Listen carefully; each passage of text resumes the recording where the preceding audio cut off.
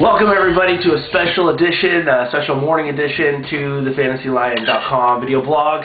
I just woke up, so apologize that I look like trash.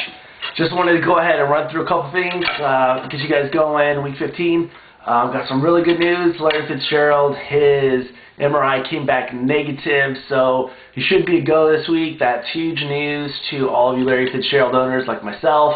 Been counting on that guy all year long, and looks like he's going to be able to deliver. He's got a really easy schedule the rest of the year. I think he plays Detroit this week and St. Louis next week, and so if that's not a tasty matchup, I don't know what is.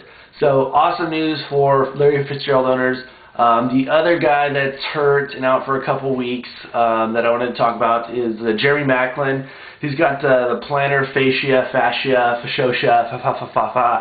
I've never heard of it before this year, and like 8 guys have already been hurt with it this year, including Eli. And it's heard it's a pretty painful injury. He's going to miss 1 to 2 weeks at least, but it could be more than that. So if you have Jeremy Maclin and you were counting on him to move forwards, I wouldn't do it. Also, if you don't play in Week 17, he's going to now be dead weight, because I doubt that he is a guy that you can count on at all for the rest of the year. So unless you're in a keeper year, go ahead and cut him loose. And there's a couple guys I'm going to go through that you can pick up. Kevin Curtis is supposed to come back either this week or next week. Ironically enough, Maclin was starting for Curtis because Curtis was hurt, and now Curtis is going to be coming back into the lineup healthy, taking over his starting spot because Maclin's injury. I don't think Curtis would have taken his spot back had Maclin been healthy. But you know, it is what it is, as they say in sports, the most overused sports phrase. What does that even mean? It is what it is, dog. Okay, cool. So it is what it is. I don't like Kevin Curtis' fantasy value. I never really liked that guy. He had like one big game like a few years ago, but I really don't like him that much. So we'll have to take the wait and see approach on Curtis, see what he does. But, you know, I got to give some mad love to Quentin Ganther. I talked about him last week, and I said that you should take the wait and see approach if you could afford to, and plug him in your lineup if you needed him. And he rewarded his owners 2 touchdowns in PPR leagues. He had around 25 points, making him a top 10 back for last week. That's another thing. There was a lot of awesome matchups last week where guys just went off for their fantasy owners. There's only a few guys that came up small, like Randy Moss or Aaron Rodgers. But other than that, you get guys just dropping huge games. Chris Johnson, Ray Rice, Brandon Marshall. I mean, these are your studs, and they went off and they did what you wanted them to do in your fantasy playoffs. So mad props to those guys. Another guy that I wanted to talk about was Kevin Smith. Kevin Smith blew out his knee. He's going to be out for the year. It sounds like it's going to be pretty serious, and you know, I wish him a speedy recovery. Hopefully he can be back next year and be able to get back into the mix, and hopefully this injury only keeps him out for the off season and not any further than that. He was a guy that I had on my team this year, pretty solid. Not a sexy guy by any means as far as his production, but he was pretty consistent. So all the best to Kevin Smith. It looks like Maurice Morris is probably going to start for him. I know they have a younger back in Detroit that they might take a look at, given that there's only a few weeks left. So I think Maurice Morris is the guy to target out there, and I don't know if I will give him an endorsement to start just yet, so I'm going to have to see how this week plays out. But yeah, if you can add him right now, I would go ahead and do that because Maurice Morris isn't a bad back. He is a kid that actually went to Fresno State College, so I remember seeing him in the paper a bunch of times back in the day. But yeah, add Mo Morris if you need running back help. The other guy that I want to talk about is Devin Romashadou, for all my Joe Dirt fans out there. The wide receiver for the Bears. I know that Johnny Knox was a guy that also had a good game, but I doubt that Knox is available in your league. If he is, go for him. Knox has got mad quicks, bro. He's a really quick wide receiver, can get off the line, and he has breakaway speed. He hooked you up with the touchdown. But this Romashadou guy, I'm really intrigued by him. 4th-year player out of Auburn, and he had a pretty decent game. I think that he needs Hester to be out. So as long as Hester's out, I think he has some value going forward. And the Bears have a really hard time running the ball. So at least you know, old JJ is going to be throwing the ball up a lot for the Bears. The other guy to keep your eye on is, what do you know, another running back out of Houston.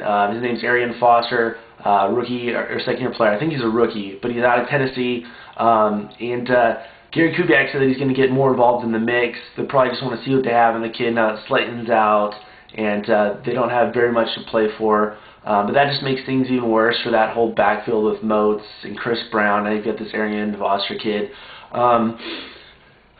It's kind of hard to trust. I mean, there's only 2 weeks left in the season for most of us, so I don't know if I'm going to feel comfortable starting a guy that's getting his first action in a crowded backfield. It's a little different than the Ganther situation. Ganther's the only guy in Washington, and they committed to running the ball. And so unless Kubiak says that Foster is getting the start officially, I wouldn't get my hopes up in starting this week. But in the PPR league, he had 4 catches last week, and he had 88 total yards.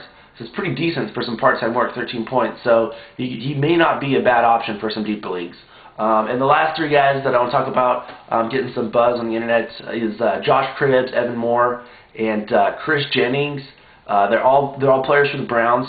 It's really hard for me to give them endorsement just because the Browns' offense is so bad and so inconsistent. I know that they've turned it on a little bit lately in the last month, but do you really want to trust a Browns player other than my boy the Ghost, Jerome Harrison? Do you really want to trust a Browns player in your fantasy playoffs? I wouldn't. So, unless you're in a keeper league, I don't really think those guys hold much value. And like I said, at this time of year, I want to go with guys I trust. I'd rather have a guy in my lineup that I trust and have him disappoint than, get cute and play Josh Cribbs at wide receiver because he gets running back yards and try to get too cute, and then what do you know, Josh Cribbs touches the ball 5 times on the offensive side for like 20 yards, and he just dogged you, and you only get 2 points while you're a guy that got you there went for a solid 13 to 15. So. I know that some people are looking for some really deep reaches right now, but this isn't really the time for that unless you're in desperation. And if that's the case, hit me up and I'll help you. John@fantasyline.com. I'll take a look at your available waiver options and see if that's the direction you need to go with or work out your lineup. So that's all I got as far as fantasy stuff. Real quick, I want to give a shout out to my boy Jim. He hosts a fantasy football podcast on the Fantasy Sports Channel. The website is www.fsc.fm, like the radio station. He had me on Saturday as a guest panelist and had me on again yesterday to do some info, ask me about my site, stuff like that. So that was really cool. If you're on Twitter, go ahead and follow him. It's twitter.com/fantasytaz. I've also got a link on my site that I posted last night about the podcast, and you can listen to the full show from yesterday's podcast. I also have Saturday's podcast on there. I think I posted it on either Sunday or Monday, but it's on there. So if you want to check either of those out, please do. I had a great time being on those shows. Looking forward to being on there again. And podcasts, they're really helpful, another tool that will help you with fantasy football. So go there, check it out. It's free to download, free to listen. I think it's on iTunes. And yeah, you get a listen to me drop some more fantasy knowledge in another form. But yeah, that's it. Got to get ready to start my day. Head out there, do my thing. So you guys have a great Wednesday. Looking forward to tomorrow's matchup with the Colts and Jaguars. I'll go ahead and get that covered tonight. So yeah, guys, hit me up if any questions. You know how to get a hold of me. I'm on like Facebook, Twitter, fax machine, all that stuff. John@fantasyline.com. Hope you guys have a great day, and always, I'm doing pretty good. Catch you later.